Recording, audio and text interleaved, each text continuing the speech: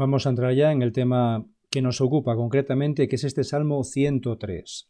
Un salmo en el cual, como decíamos, todos los salmos, la esencia es esa alabanza a Dios.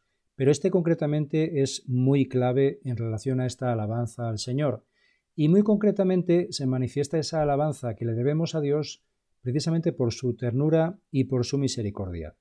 Y no es que el Señor manifieste o que debemos de tener, sentir esa ternura, esa misericordia hacia Él, sino que es en base a la experiencia del propio salmista. El Señor en su revelación lo que manifiesta es eso, es en ese salmista esa experiencia que Él ha tenido de esa actitud del Señor hacia Él. Y es lo bonito, que al final es palabra de Dios a través de la palabra humana, a través de un ser humano como nosotros, con lo cual nos podemos sentir plenamente identificados. Vamos a ir desgajando este salmo versículo por versículo para centrarnos en su contenido. De esa manera comienza así, de David. Alaba, alma mía, al Señor, y todo mi ser a su santo nombre. Alaba, alma mía, al Señor, y no olvides sus beneficios. Lo primero que nos muestra es que este salmista sería David, el rey David. Y luego ya entra a dejar claro lo esencial de este salmo, que es ese alabar al Señor, pero de una manera personal. Alaba alma mía al Señor, es tremendamente personal. Y deja muy claro también que esa alabanza se debe esencialmente a los beneficios que ha recibido por parte de Dios. Es en base a una experiencia personal que él ha tenido.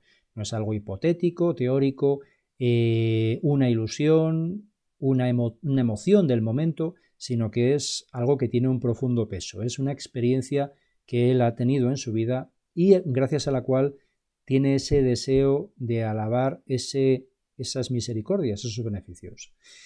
Otro dato importante también es esto que dice al principio: alaba alma mía al Señor y todo mi ser a su santo nombre. Es decir, es una alabanza, un deseo que debe de encauzarse a través de toda su persona, de toda su existencia. Y esto nos recuerda mucho a ese mandamiento esencial que nos manifestaba el Señor en los Evangelios, también en base a lo que manifestaba ya el Señor en el Deuteronomio, que es este: amarás al Señor tu Dios con todo tu corazón, con toda tu alma, con toda tu mente y con todas tus fuerzas. Es decir, integralmente todo tu ser debe amar y alabar al Señor. Él perdona todas tus culpas, cura todas tus dolencias. Él rescata tu vida de la fosa y te colma de gracia y de ternura. Él sacia de bienes todos tus anhelos y como un águila se renueva tu juventud. Pues aquí tenemos esa imagen tan gráfica que nos manifiesta el salmista de esa águila sobrevolando los cielos, esa imagen de libertad, de plenitud, de ligereza. Y es algo que refleja claramente esa experiencia, porque aquí en estos versículos, en estos 3 versículos, nos está hablando de su experiencia personal, de ese haberse liberado de todas sus culpas, haberse curado de todos sus males, el haber sentido que su vida ha salido de esa fosa profunda, no solamente para que vuelva a la superficie, sino que además ha sido colmada de gracia y de ternura, en esa plenitud que el Señor desea ofrecernos en todo momento. No es solo sacarnos del peligro, de esa oscuridad, de esa tenebrosidad, sino darnos todo eso que nuestra alma anhela. Pues es muy gráfica esa imagen de ese águila volando, planeando en ese cielo profundo, elevándose sobre todo lo terreno, sobre todo lo que al final me puede atrapar. El Señor hace justicia y defiende a los oprimidos. Enseñó sus caminos a Moisés y sus hazañas a los hijos de Israel.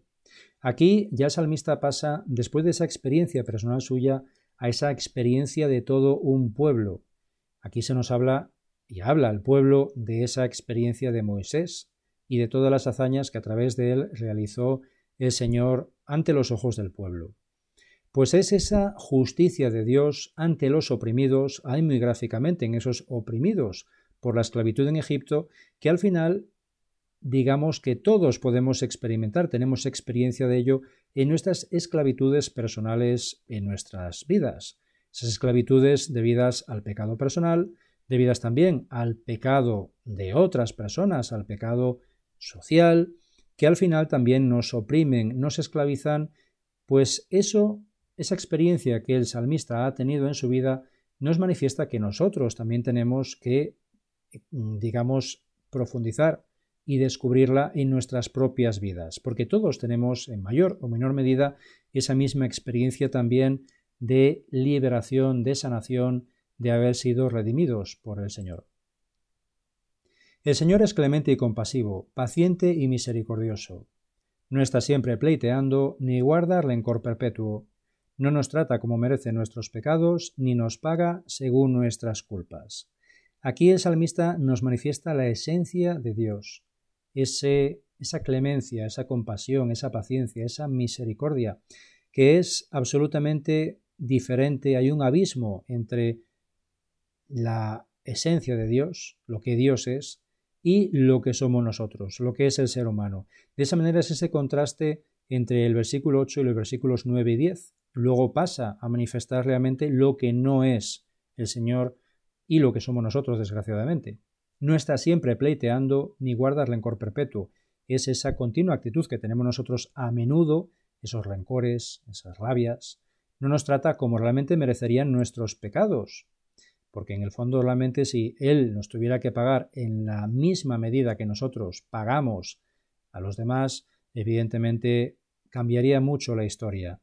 Y de esa manera es ese contraste maravilloso entre Dios y el hombre, esa imagen tan clara de ese Dios que está por encima de todas esas, entre comillas, humanidades, ese Dios que es hombre, pero que evidentemente no deja nunca de ser Dios.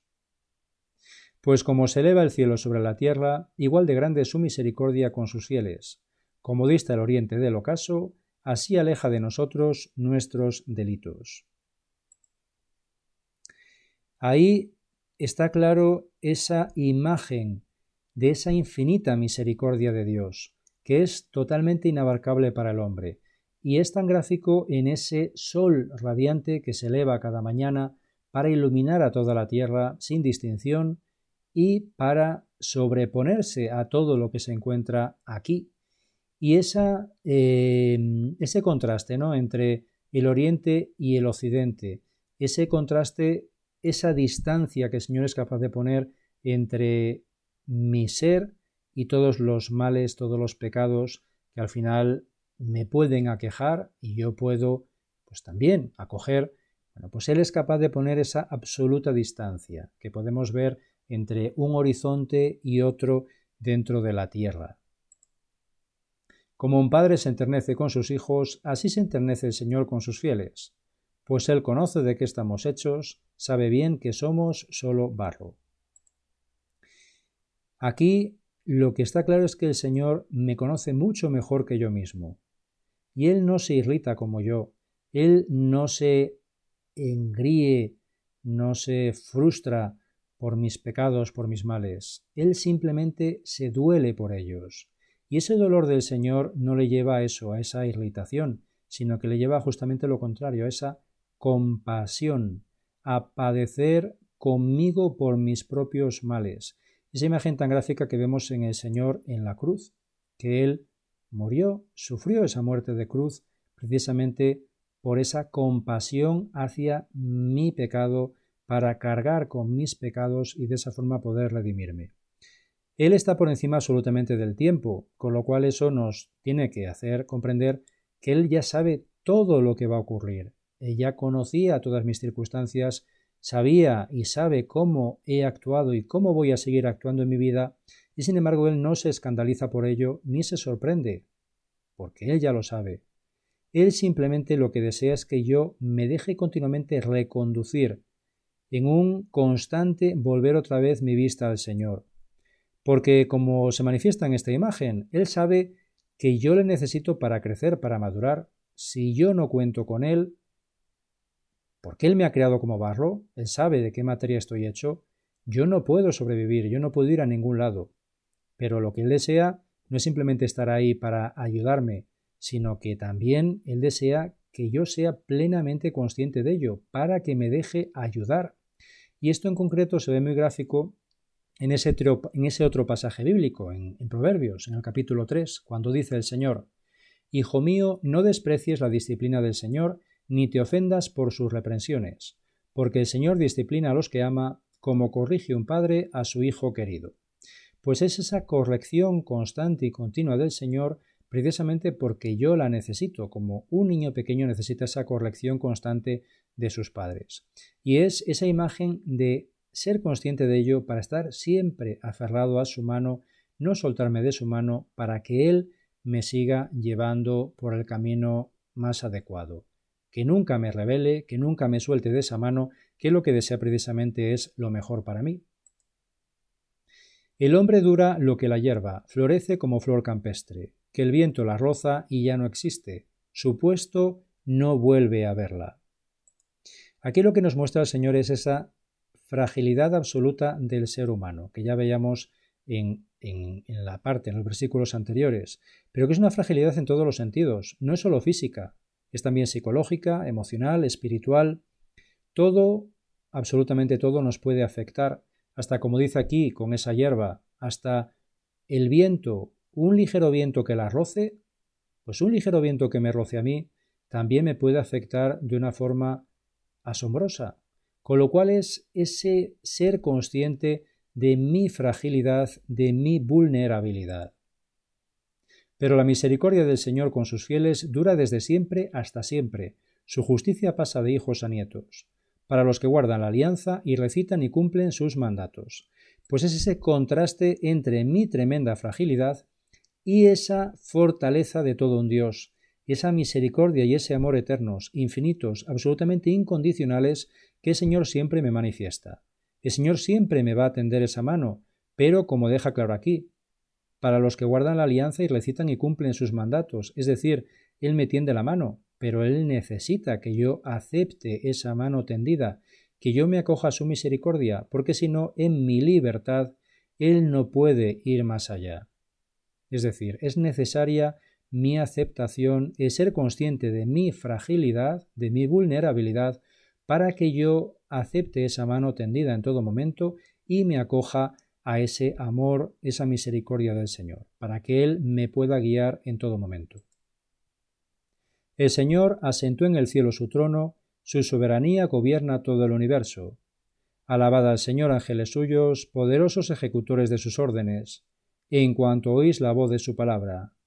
Alabad al Señor, ejércitos suyos, servidores que cumplís su voluntad. Aquí ya lo que se nos muestra es una visión mucho más trascendental. El salmista nos manifiesta esa visión cósmica que él también tiene clara de ese Dios. Un Dios que nos sorprende por su cercanía, por su misericordia, pero que evidentemente no podemos olvidar también esa absoluta trascendencia que él tiene. Y aquí nos está mostrando el salmista ese escenario grandioso, ese escenario celeste en el cual todas esas criaturas celestes asombrosamente santas manifiestan y dan gloria al Señor. El no perder nunca de vista también esa absoluta trascendencia de todo un Dios. Alabad al Señor todas sus obras en todo lugar de su imperio. Pues aquí igualmente nos sigue manifestando el salmista ese escenario grandioso que es todo un universo, ese cosmos que es inabarcable para mí, esa infinitud asombrosa que yo no consigo razonar, no consigo comprender en su plenitud, me es imposible. Ese es el escenario de Dios. Ahí es donde Dios se manifiesta y es esa alabanza constante y continua de toda esa perfecta creación que el Señor ha llevado a cabo. Y en esa creación me encuentro yo. En esa creación se encuentra ese salmista. Y eso es lo bonito y profundo y maravilloso también de este salmo, que en el fondo lo que el salmista manifiesta es lo que manifestaba al principio. Alaba, alma mía, al Señor. Tras todo ese escenario grandioso, aquí se queda ese protagonista personal, que en este caso es el salmista, en ese caso soy yo, esa conciencia de que yo formo parte de todo ese escenario, que yo soy una parte integrante de él, y pese a mi vulnerabilidad, a mi pequeñez, esa visión divina está continuamente fija también en mí. No pierde detalle de mí, está en todo momento observándome, amándome, con esa ternura infinita, precisamente por eso, porque sabe de mi debilidad, de mi necesidad, para que Él esté pendiente en todo momento de mí. Y ahí se queda otra vez el salmista solo ante Dios. Alaba, alma mía, al Señor. En esa convicción, ahora el salmista tiene esa plena convicción de esa necesidad de alabar a Dios, porque él ahora ya es consciente de esa ternura, esa misericordia infinitas de Dios, que en todo momento le van a estar protegiendo, en todo momento va a estar velando por absolutamente todas sus necesidades, hasta las más pequeñas.